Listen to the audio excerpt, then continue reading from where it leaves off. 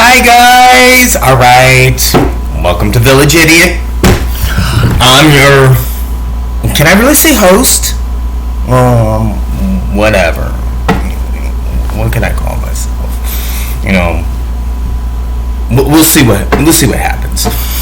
But I am your Village Idiot, and Village Idiot today is going to talk about a certain subject in just one discipline in its elementary principles. I already posted this up a few weeks ago on Facebook. I don't know if you're going to be able to find it, but it did encourage a few followers to take a good look into it. And I think this is rather important because this subject affects anyone and everyone, even in a global perspective, worldwide. I believe the term we can use is mezio, if I'm right. No, that's using another sociology term, which we will learn along the way. But right now, we're not going to touch that. We are going to talk about everybody's favorite subject. Can you see it? Religion. Now, I highlighted some interesting concepts here and some interesting things in here that actually some people may or may not know. Certain things that actually I did not know. So you are learning with Village Idiot, to say the least. But where I'm getting this information is the book Our Social World. So ladies and gentlemen, if you can, go on Amazon, eBay, or wherever else and type in Our Social World and look into the chapter, Breeze Valiant, and look at that certain discipline, and it's just elementary principles of what it has to say. It may change your viewpoint on religion to begin with. Now, before we get into this, my religious belief. My family was not really deeply rooted religious, so we were kind of left to kind of fend for ourselves. Don't get me wrong, it's not that actually we didn't interact with other people that were religious. I had my experiences with those, but at one time, finally, I came to a point where I was just like, you know what, I questioned this way too much. People do the most atrocious things, people do the most zaniest things in order of the name of religion. And when we go into this, we'll find out logic and reasoning behind that. But I finally became a very simple agnostic.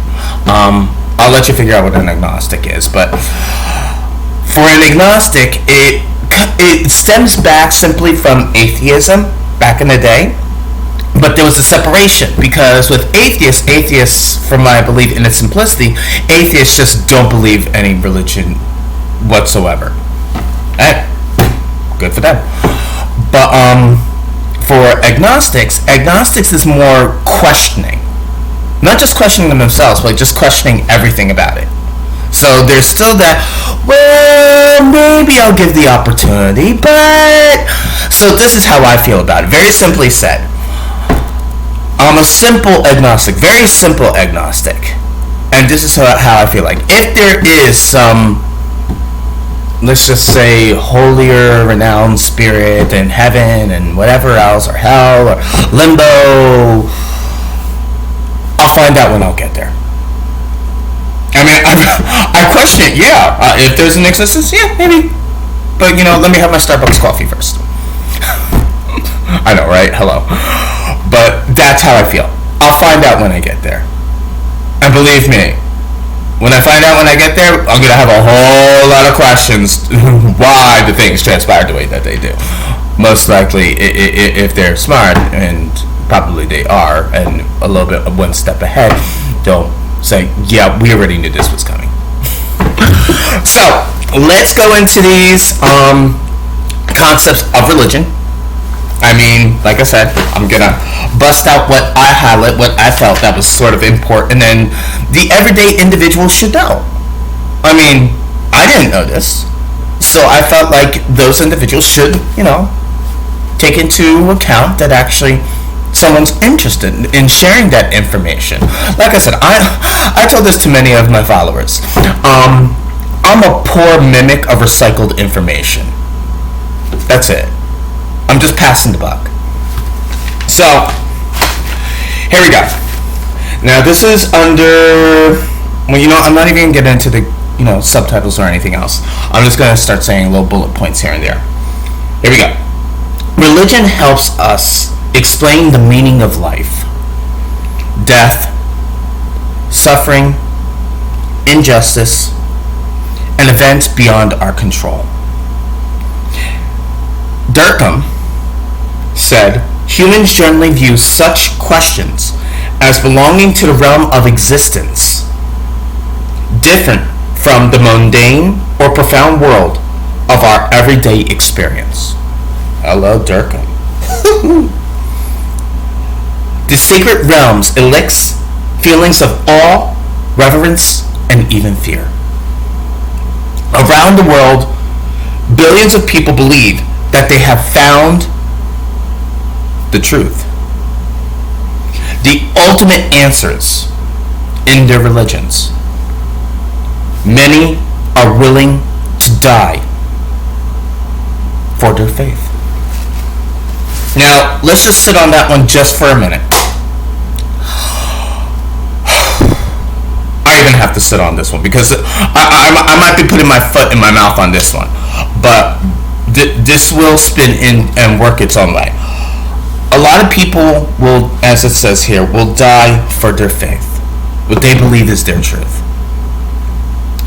This is kind of how I feel about education. And at the end, we'll get to the main point of that as well. But people are willing to die for a word of religion. Are people willing to die for their education? I know there are in other countries, yes. But in the United States alone, are people willing to die for that truth? I mean, no offense, I'd rather put my faith into education than I would put my faith into religion. Now, I'm not saying that they can't correlate and they can't intertwine.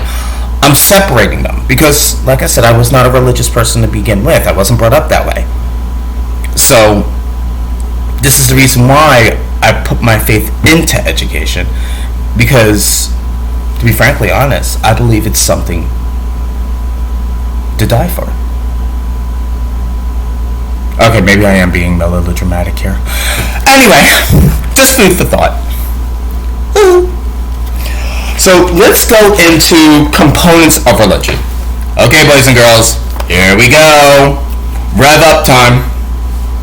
Religion normally involves at least three components. A, faith or worldwide that provides a sense of meaning and purpose in life, the meaning system. A set of interpersonal relationships and friendship networks, the belonging system. And a stable pattern of roles, statuses, and organizational practices, the structural system. The meaning system. The meaning system of religion includes ideas and symbols and uses to provide a sense of purpose in life and help explain suffering, injustice, and why evil exists. Meaning systems of religion reflect the needs of societies in which religion is practiced. The belonging system. A belonging system refers to interpersonal networks and emotional ties that develop among adherents of particular faiths.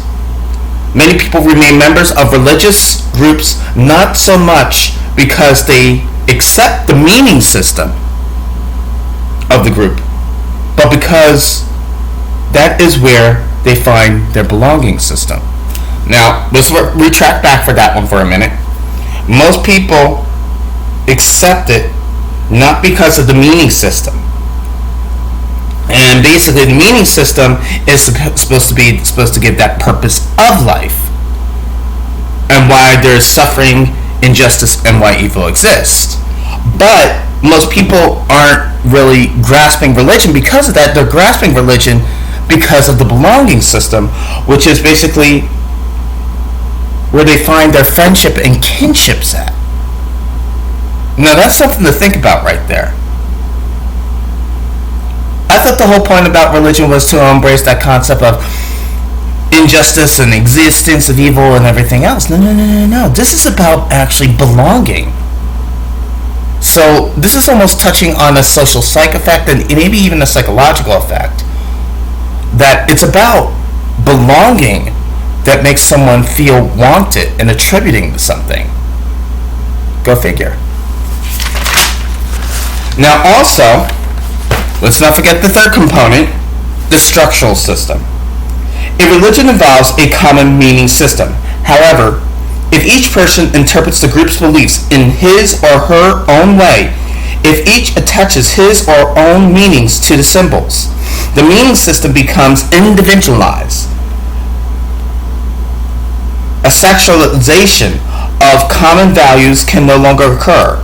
Therefore, almost all religions have developed a system of control and screening of new revelations. Okay? That's something to think about. So when you think of, can we say all religions? Alright, we're being general here, and supposedly being general is being idiotic. That was a quote said by some man. I don't know if that's true.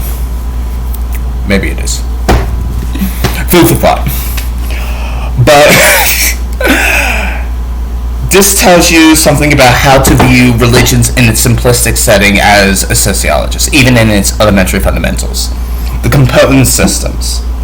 And that is the meaning, the belonging, and the structural. Very good way to look at it. So here we go. More to add. Because religion is one institution in a larger society, it is interdependent and interrelated with political, economical, family, education, health, and informational systems. Hello! Who didn't know that one, right?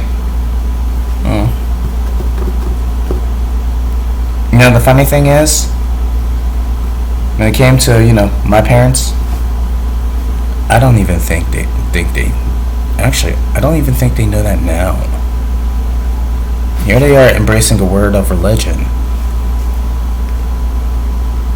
but they didn't even know anything about that. It's kind of sad. Okay, so organized religion cannot survive in the modern world.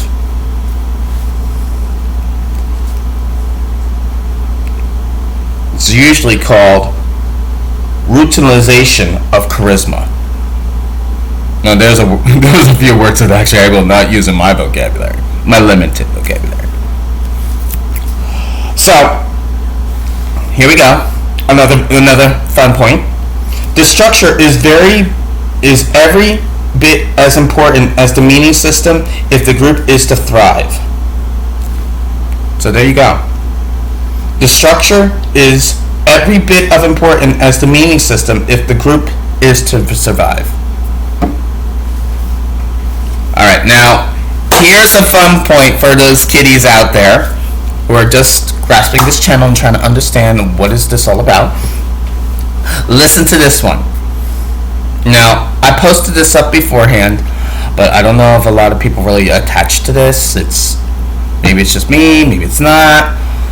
But listen. Most religious organizations are, among other things, bureaucracies. I said that wrong, I know. I'm sorry. What did you expect with my high school diploma? Carrying, limited vocabulary ass. Sorry. Anyway. Again, most religious organizations are, among other things, bureaucracies. Now, I don't know about you, but those that actually I interacted with that were religious or sermons or anything else within churches, Episcopalian, Catholic, whatever, I never heard a priest nor any religious member talk about religion and the concept of bureaucracies. Oh my god, I'm saying that wrong. If there is one, oh, forgive me. So, a bureaucracy. Here's the definition. typically refers to an organization that is a complex with multi-layer systems and processes. These systems and procedures are designed to maintain uniformity and control within the organization. Do you think that actually the priest is going to tell me that during this sermon? Just to tell you, ladies and gentlemen, religions are bureaucracies that are multi-layered organizational systems that are complex and are designed to use for uniformity and conformity and control. What? I'm out. Can you imagine that? Right. But I don't know if we're really going to get into the concept of who realizes this and who doesn't realize this, but I think we may be touching on certain things that may answer that feeling right there. So, let's go back. Bureaucracy. Oh my God, I feel like I'm saying Barack Obama. Dumb idiot here. Well, actually, that's just dumb idiot and pointing to me. That's an ASL, if you want to know. And we're going to talk about a little bit more about symbolic interaction and sign languages as well in this, but not right now. We're going to keep it simple. This is all about religion in a sociological sense. Now, we are not born religious, although we may be born into religious groups. We learn our religious beliefs through socialization, just as we learn our language, customs, norms, and values.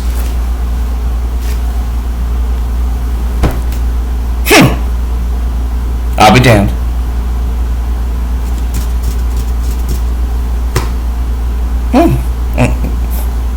Is that true? We're born into it? I'm sorry, we're not born into it. We're born into religious groups. Wow.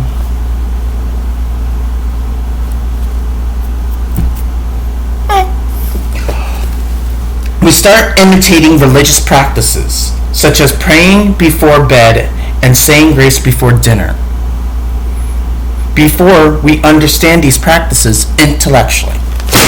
Now there is a matter of principle right there. Think about that one for instance.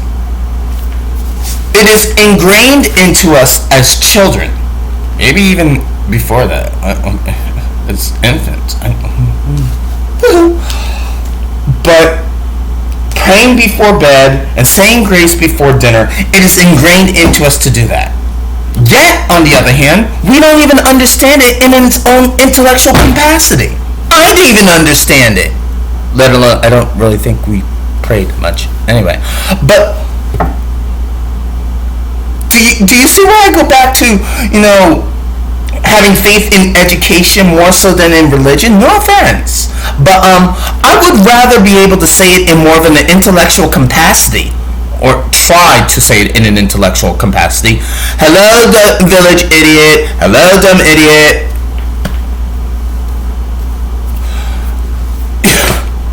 I'd rather we be able to say it like that and try to understand it than to... I'm sorry, I'm at a loss for words. Does anybody feel the way that I do about this? Does this make any sense to anyone? That we don't understand it at an intellectual level, and our children don't understand it at an intellectual level? I don't know.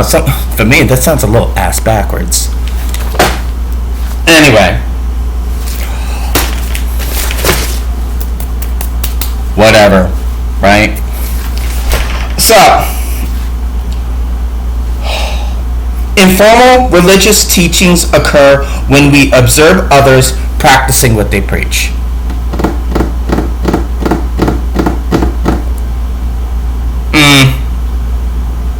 You can see it in my eyes, right? Even with my crooked teeth. Yeah, I'm sorry, I gotta go to the dentist and get these baby steaks, but it's gonna cost a little dinero. I said it right. Damn it. Damn. Yeah, but I got my little contacts on. Cute little blue contacts. Also cost me $3. And I'm trying. You know, you gotta do what you gotta do. You know, welfare bitch here. Oh. So, informal religious teachings occurs when we observe others practicing what they preach.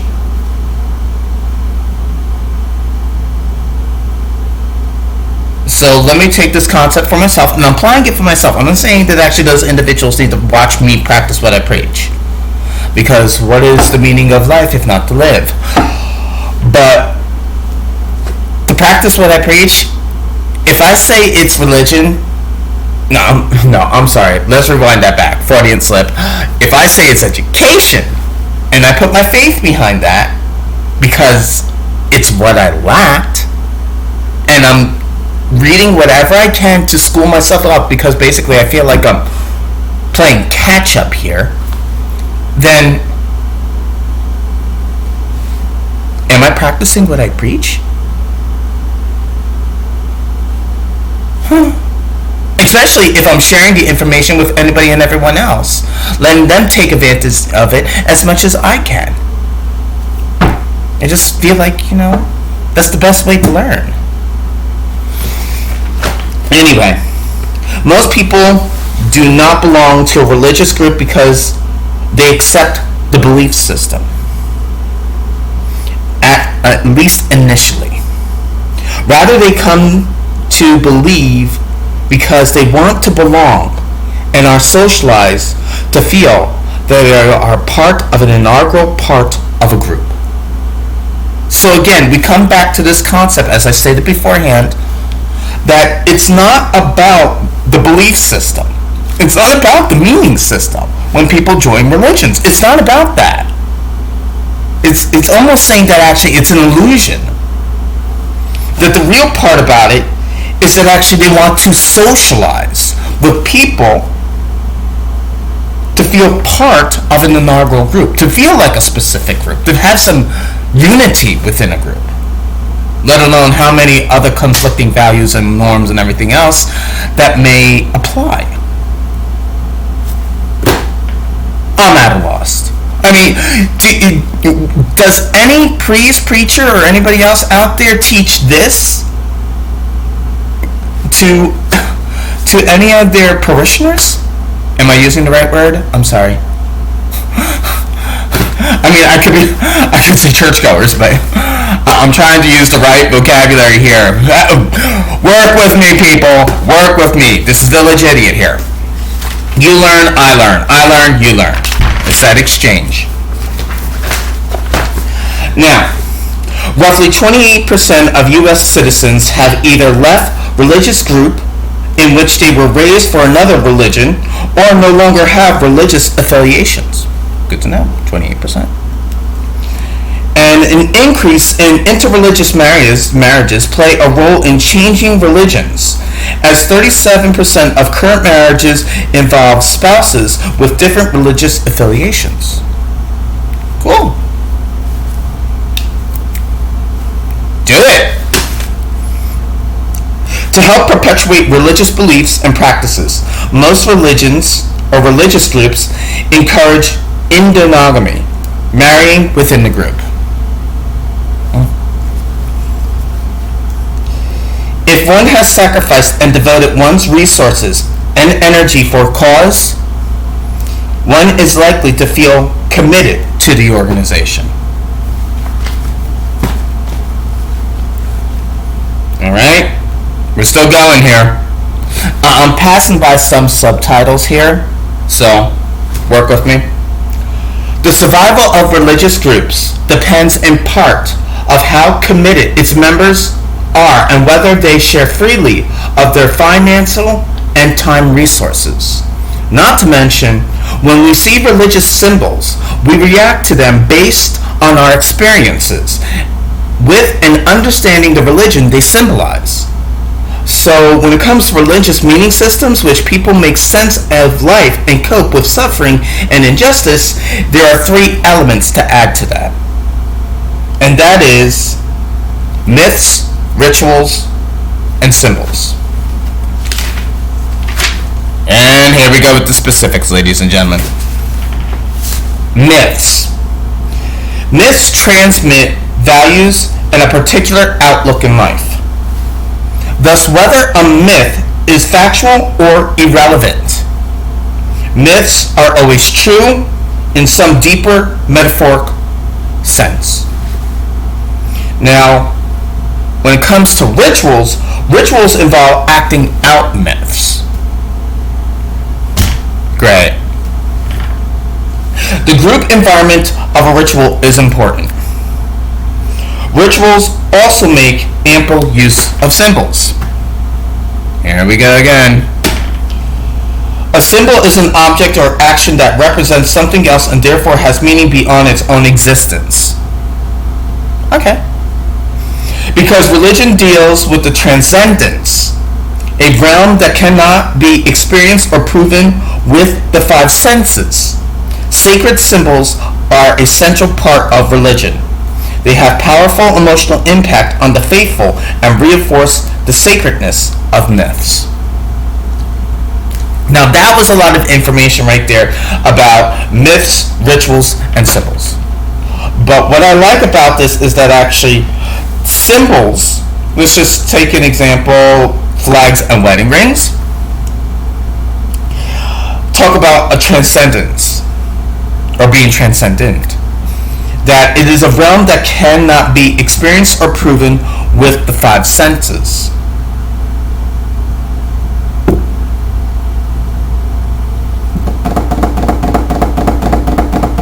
You hear that, right? Yeah, things that make you go, Okay, hey, I didn't write this. I'm just saying. This is just interesting stuff for an everyday village idiot to apply. I mean, if people are gonna go out there and embrace religion and truth, or their truth, or found answers in God, or anybody else, or those that are atheists, or those that are agnostic, or any else down the line, even spiritual, which we will touch about this in a few minutes, then why can't we get a different outlook on that? So, the symbols and meanings have created barriers that prevent a obliteration of their cultures. Symbolic interactionists stress that humans create, shape, and interpret the meaning of events. No other institution focuses as explicitly on shaping and interpreting the meaning of life and its events as religion.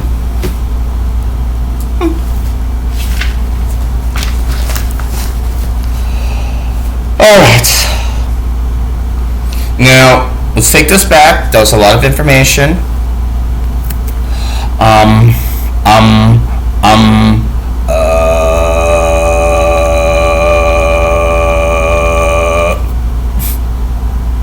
Right.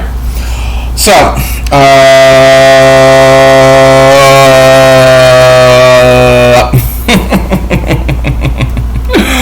oh, don't get me started on symbolic interaction, people. That will be another video.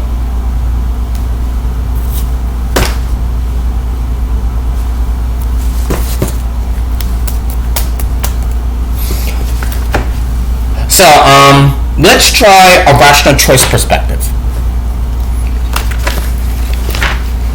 I found these were kind of interesting. The rational choice approach views churchgoers as consumers, out of to meet their needs and to obtain product. Cool. This is kind of touching as like the concept of if we went down to simplicity of economics. It depicts churches as entrepreneurial establishments or franchises in a competitive market with entrepreneurs. Converts and religious people generally are regarded as active and rational agents pursuing self-interest. Yeah, I don't think you'll ever hear a priest say something like that. Or an imam. I mean, for those people in that position, how it is to say, be like, yeah, we understand that actually the only reason why you're here is because you're pursuing self-interest.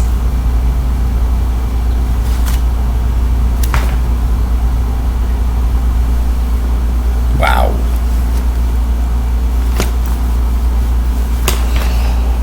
Religious pluralism and spiritual diversity increases rates of religious activity as each group seeks to increase its market shared and meet needs of individuals in society.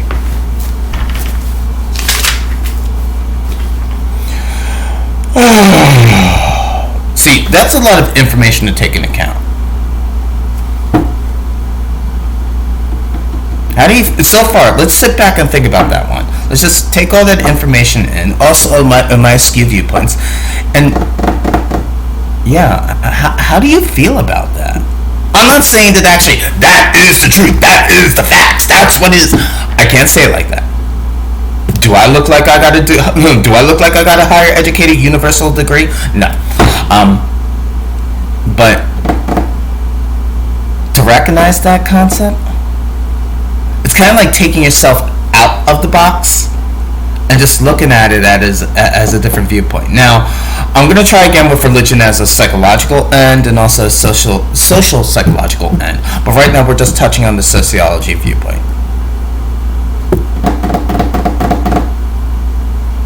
Wow. So, types of religious organizations. We have something called a denominational, I hope I'm saying that right, pardon me, a denominational society. Oh, Jesus Christ of Latter-day Saints, if there is one. Oh, nation is religiously diverse into two senses. Multiple religious groups living side by side with no single faith tradition being dominant, and church and state given to their own anonymous realms. Oh boy. Now, decentralized coordinating bodies and associations that link local congregations with a similar history and theology are called denominations. See, I told you, you're going to be learning with Village Idiot, and Village Idiot's going to be learning with you. Bear with me here, people. This is what we talk about exchange here. Remember, this is not somebody that actually is trying to be college intellectual. This is not somebody trying to attain the higher education. This is trying to take that simplistic knowledge and apply it to everyday life, to give it, to understand it in a better sense, and more of a simplistic understanding. So, denominationalization is unique and rather recent way of organizational religion. Freedom of religion and prohibition of a state-endorsed church are key conditions to denominationalism.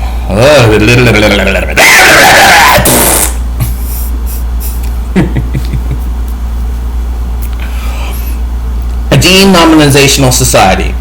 They mean a society characterized by religious congregations united into denominational that are presumed equal under the law and that are generally treated other religion bodies with an attitude and mutual respect. There are hundreds of denominations. There we go. In the United States. The Handbook of Denominations in the United States lists 31 different Baptist denominations alone. 31. Just in Baptist. Maybe the number has escalated. After that hard word that will never be in my vocabulary, and I try to attempt to enunciate it, and don't get me started on vocabulary because, believe me, further down the line, we're going to talk about vocabulary. Oh yeah, don't get me started. Let's talk about NRMs, or cults. NRMs, new religious movements. arise to meet specific needs not met through traditional values organizations. If NRMs survive for several decades or several generations, they become established and gain legitimacy. They become new religions rather than new denominations of existing faith. Cult was once a common term for this kind of movement, but media and public have completely misused the word, and its meaning has become unclear and often negative. Yeah, I've had my experiences with cults too. Don't get me started. And NRM usually originates with a charismatic leader, someone who claims to receive a new insight.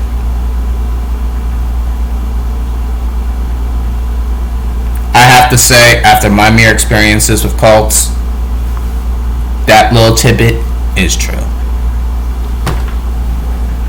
Ridiculous. Don't worry, I'll share that information sooner or later. Actually, I think I already have on Facebook, but don't worry about it. We'll do a video on that one too. There's so much information to imply. Most new religious groups, however, are not dangerous to its members.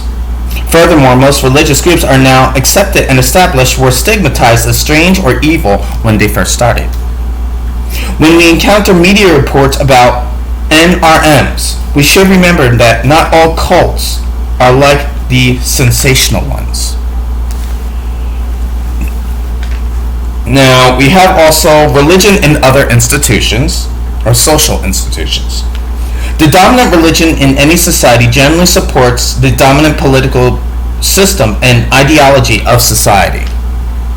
Okay, keep that in mind.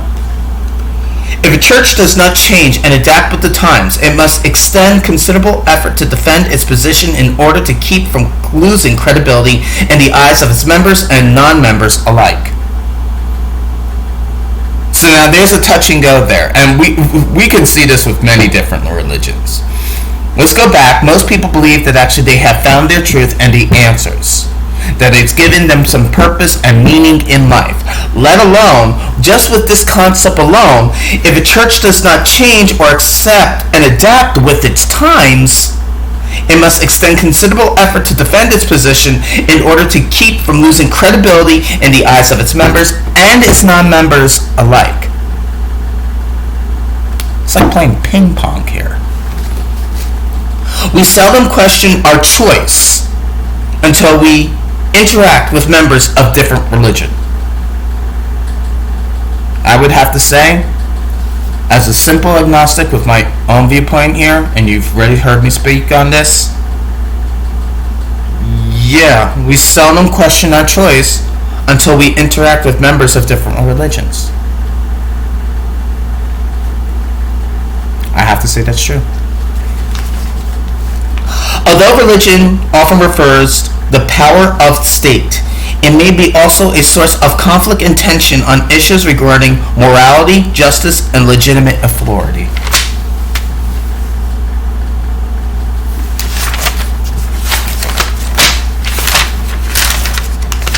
Whew, boys and girls, we got a whole lot of information here. So, in simple, homogeneous societies, religion serves as a kind of glue, making sacred the existing social systems by offering its supernatural legitimacy. In complex and heterogeneous societies, on the other hand, no single religion can provide the core values of culture. Now you have something that is called civil religion. It's a set of beliefs, rites, and symbols that are sacredize the values of society and place the nation in context of transcendence, meaning often giving a divine significance.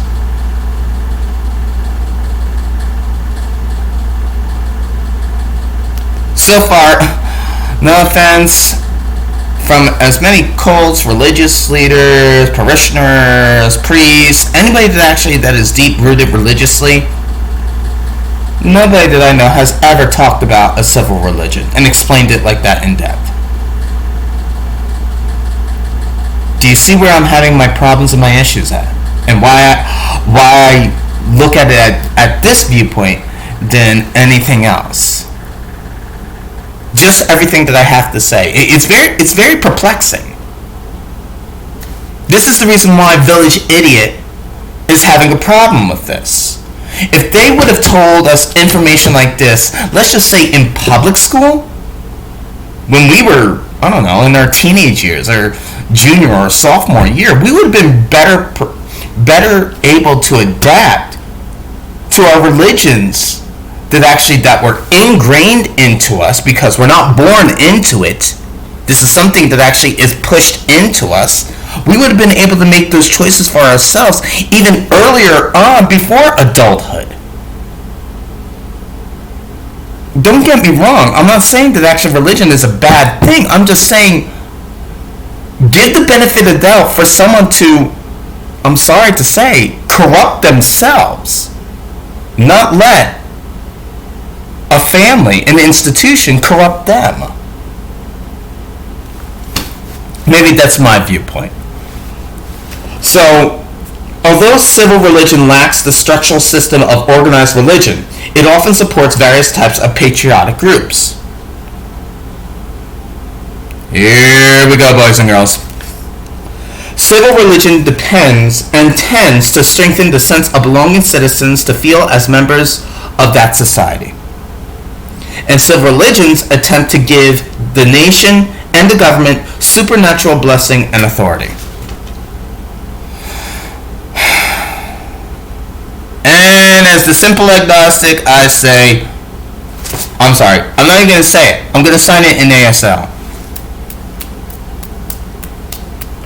Whatever.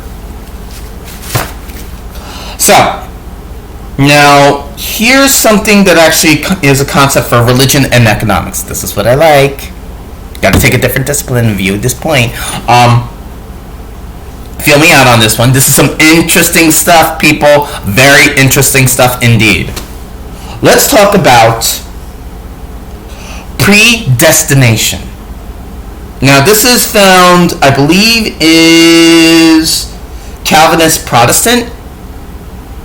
I don't know if it still is to this day, but supposedly this is where it's found. But I do like this concept, because it's just another outlook. It's just another view. It's another perspective. Predestination means that one's destiny, whether one would eventually go to heaven or hell, was predetermined. Nothing anyone did would change what was to happen. After all that I've learned about different religions that are saying, you must work in order to actually obtain your entrance into heaven, hell, whatever, this religion says, hey, it don't matter how much you say don't matter how many Hail Marys you say, you are going to hell regardless. Enjoy it! Wow! This is that's like the bitch slap in the face of all religions. Oh, dumb idiot. So here's another one. Because work was a way to serve God, laziness or lack of ambition came to be viewed as sin.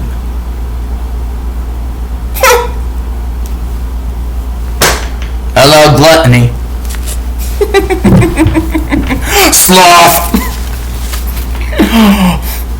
Alright, that's it. I'm not even going to touch this. I did find a nice picture on the 7 deadly sins over in the net, which I thought was actually pretty astounding. Very great illustration. I might post that up. If not, I'd say go ahead and check it out. I believe it's in the modern wing. Modern art. Very interesting stuff. So, another concept here is this self-denial was tied to an idea that we are now called delayed gratification. There's another word that I'll never use in my vocabulary. Postponing the satisfaction of one's present wants and desires in exchange for a future reward. Individualism meant that each individual faced his or her destiny alone before God.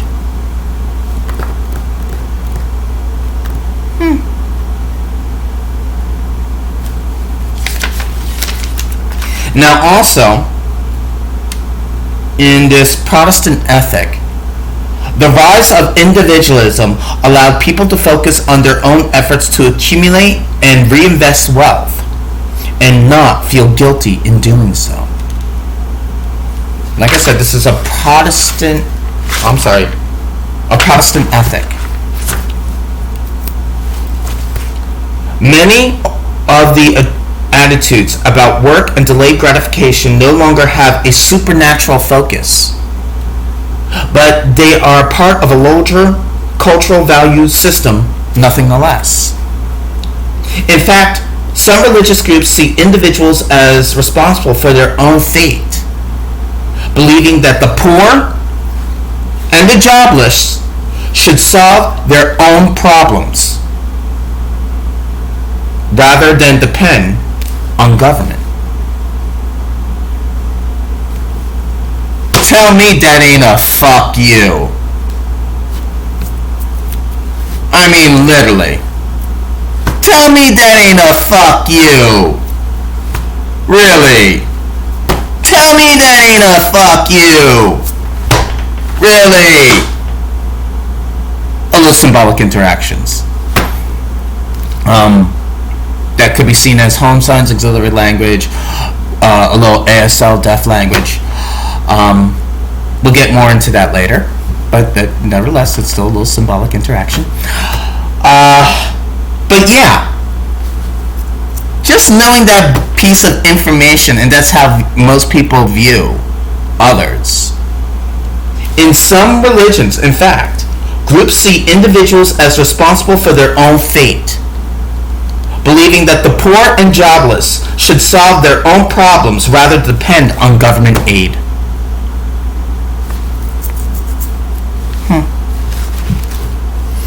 Now, here's my man Marx. Marx argued that religion encouraged workers to stay in their places and allowed the capitalists to exploit the system and maintain their elite positions.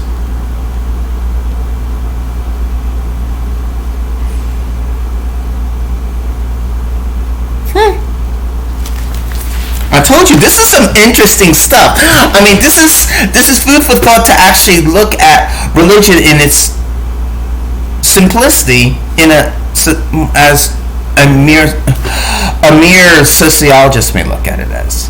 We're not even talking about the psychologists or the social psychologists. We're just talking about just the elementary principles of a sociologist. How they review religion, how they're taught to view religion. I mean, come on. As I said beforehand, what priest, parishioner, churchgoer, Baptist, whatever religious leader, the imam, how are they ever going to explain that to somebody at a impoverished level? No offense, but religions are bureaucracies. In my whole life, I have never heard anybody say that. Hello. So, I'm gonna skip this one. This is about televangelism. Maybe not. Why not? I mean, come on. We're talking about the economics and religions. And maybe you can see that as those that are the big religious entities where it's like got millions of followers sitting down listening to a sermon. And we're talking about like the big multi-million-dollar entities here. But let's try this one. In the United States, mega churches and televangelism. Sorry, like I said, my enunciation sucks. Village Idiot, schooling and being schooled, are multi-million-dollar industries with sophisticated marketing strategies. These industries involve the sale of books, CDs, DVDs, donations of hundreds of millions of dollars by listeners. These megachurches become corporations and use information from the corporate world.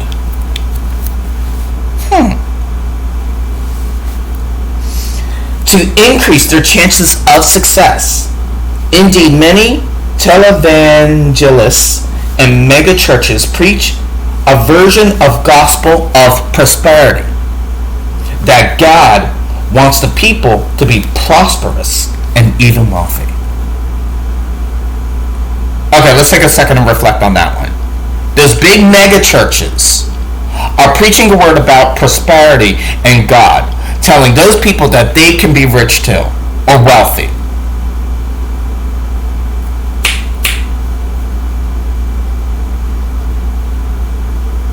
Right.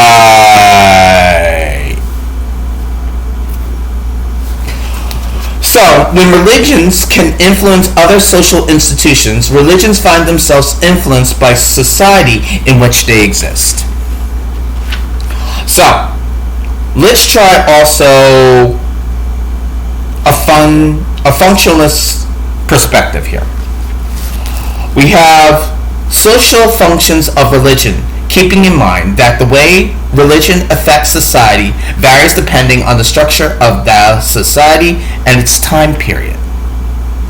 Again, here we go. We have religion is affected by society depending on the structure of society and time period. So that's a factor that needs to be played into it.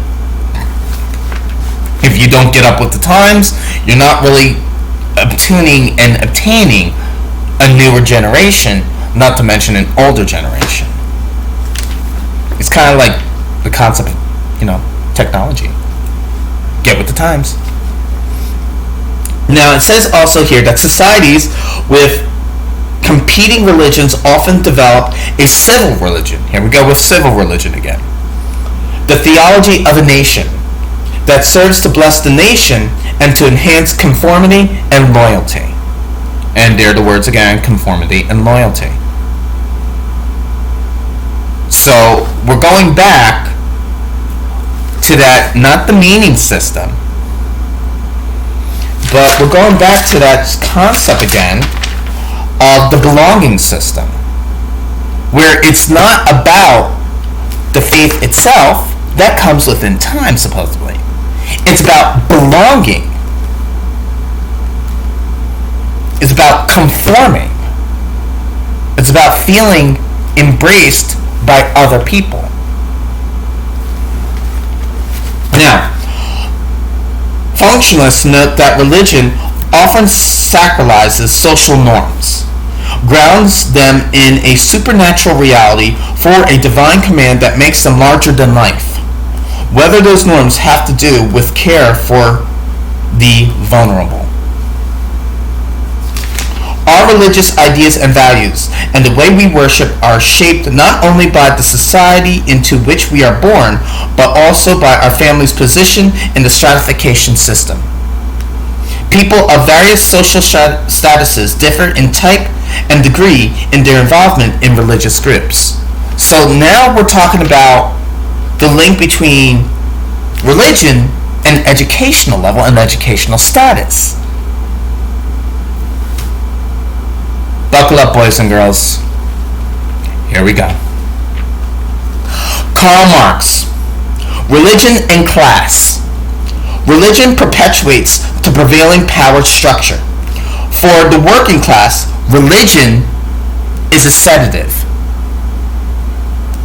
a narcotic that dulls people's sensitivity and understanding of their despite situation or desperate situation. Anybody want to say, bitch? What a viewpoint. Okay, now, here we go with Marx again.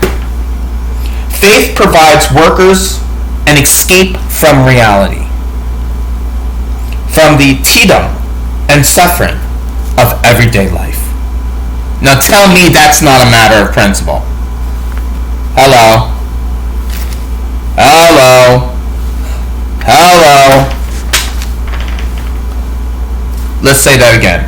Faith provides workers an escape from reality, from the tedium of suffering in everyday life. Now, that's with religion. I'm separating myself for a minute because if if I'm putting my faith into education, I'm not really separating myself from reality. I'm taking it little tiny doses by little tiny doses and trying to get a better perspective on it. Not to mention also, reading on other various different disciplines to get a different perspective. Why just have one? I have many. So, some religious traditions tend to attract lower and working class worshipers because they focus on the problems and life situations faced by people in the lower social classes. People with higher social status attend worship more regularly and know more about historical and social context of scriptures than people with less education and income. But people with lower socioeconomic status are more likely to pray and read scripture daily. Wow! You're never going to hear a preacher tell you that. Is that a matter of principle? I think that's going to be the matter of principle again. I mean, I don't know if I would want to be in that kind of debate, to have that kind of theological conversation. To say it something like that? Wow. So, the pattern of people belonging to religious groups, values, and characteristics comparable with their social status is elective affinity. The faith communities of the poor and working class tend to stress obedience, submission to superiors, and absoluteness to religious standards. Now, there is something called individual opportunity. Embrace tolerance of differences and condemn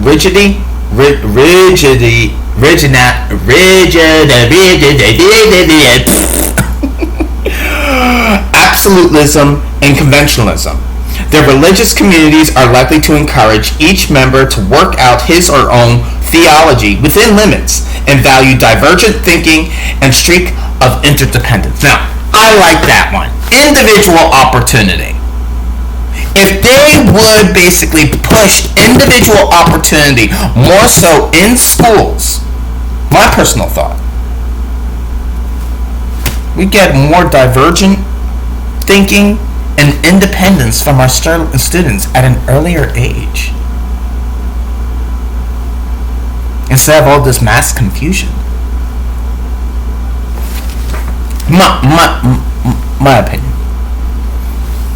So most religious groups profess to welcome all comers or all newcomers. Many, however, have practiced discrimination against some group at some time or another, often related to political and economic factors in society. It is important to recognize that religion has multiple and even contradictory effects on societies. So now we're touching on good and bad. The good and the bad. The reasons why and the reasons why. Hello. The structured system of religion can also play a role in supporting prejudice and discrimination. Thus, local belonging and structural systems of religion may perpetuate unequal treatment of clergy women, even in the meaning system that says they are equal. Some religions may reinforce and legitimize social prejudices, while others may be powerful forces for change for greater equality in society. Religion elicits strong emotions and influences people's definition of reality. So here we go again. Religion elicits strong emotions and influences people's definition of reality.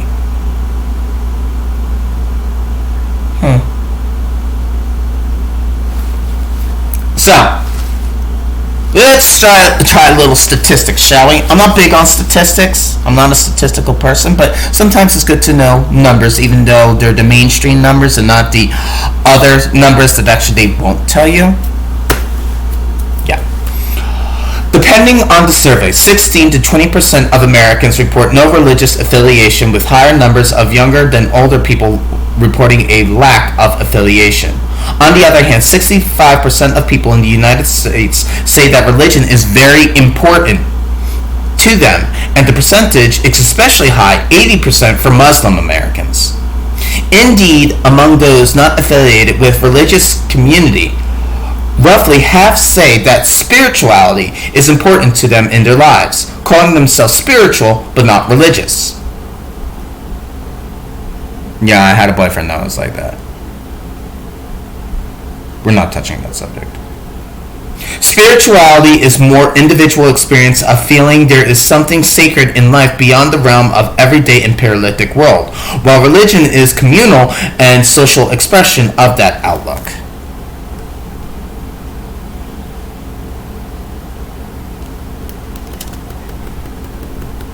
Can we say that actually being agnostic is almost kind of like being spiritual? Here we are, learning again and asking those questions. I mean, it's not really believing there's something more to the existence of that realm.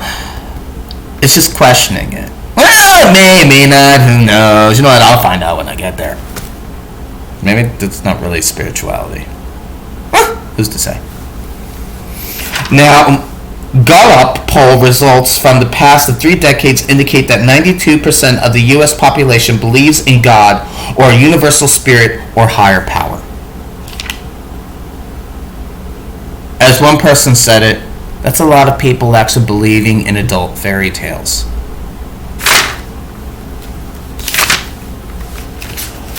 Alright, let's see, boys and girls, do I have anything else for you?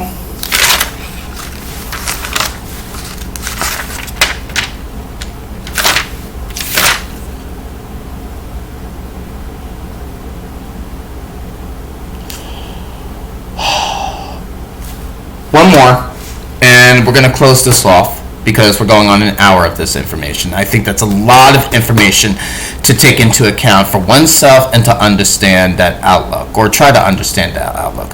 Whether you agree, if you disagree, the many reasons why or why not. It's very conflicting, but it's better to know than not to know, right? It's better to overthink it than to underthink it. So there's something called secularization. Refers to a process of social change through which traditional religions thinking has less public influence and is replaced by other ways of explaining reality and regulating social life. Secularization at micro levels involves a movement away from supernatural and sacred interpretations of the world and towards decision based by empirical evidence and logic. So, that was from our social world. Information that I pulled out that I thought was interesting and I think other people should know. I've met a lot of people in homelessness. I met a lot of people in prison. I met a lot of people in jails. I met people in suburban and rural and urban environments, all different types of environments. And majority, do have a religious outlook. But I've never met anybody that really talks religion at this viewpoint. And I'm not saying these are the answers, but I'm more amped to grasp this embraced concept than to embrace their word.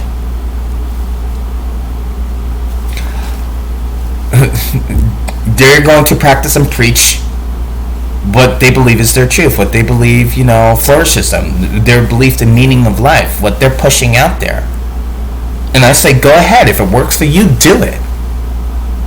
But this is how I feel about it. This is how I view it. This is what I'm viewing. This is where I'm picking and choosing. And this is how I feel like I'm going to flourish, how I'm going to evolve, how I'm going to be able to survive with life. Knowing these things and be able to not teach, but to have conversations of theological outlook in its simplicity to those individuals and say, you know what? This is how I feel about it. I mean, again, let's go back to that stupid concept. I didn't even know what a bureaucracy was. I can't even enunciate it correctly. See that? I couldn't even own up to that. But yet, on the other hand, I know that actually, to be frankly honest, that actually they're referred to as multi-layered complex systems. and processes, and that these systems are to maintain uniformity and control within the organization or organizations.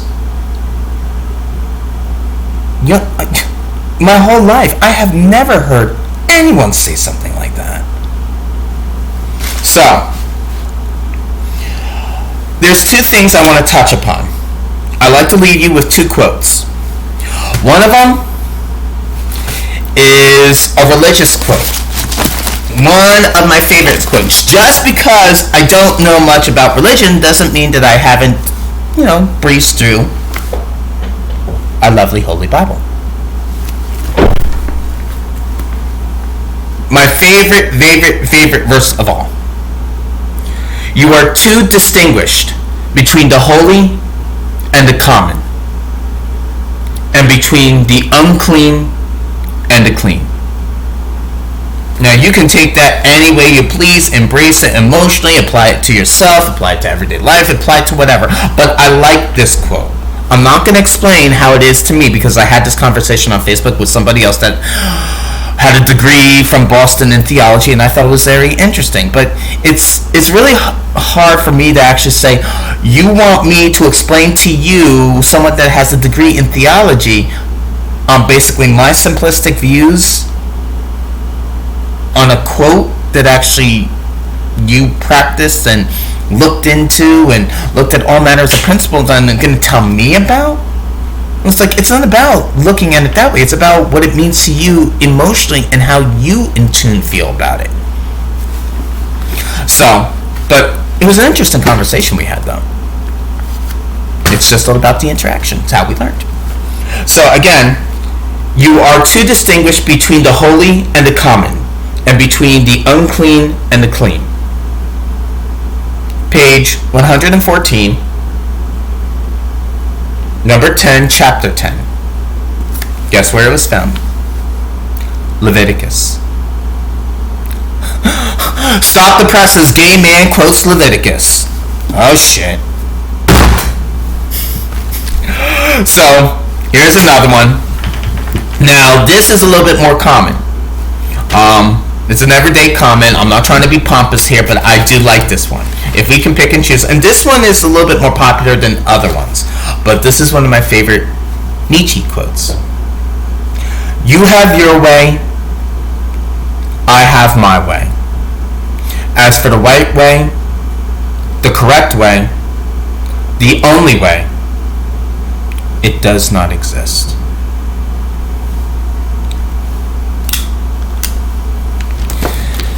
Ladies and gentlemen, I really do hope you got something out of this as much as I have.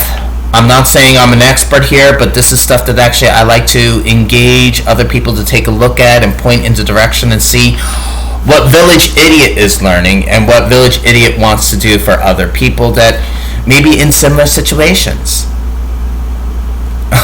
I'm sorry. I'm a poor mimic of recycled information. I'm not smart. I'm not intellectual. I'm not brilliant. I'm not bright. I'm not astute. I'm neither of those things. But I find myself as resourceful, if I can give myself that much credit. So, Villiage Idiot says, and always will say, it's education. Why? Because it was what I lacked. Take care, boys and girls. Hope you enjoyed it.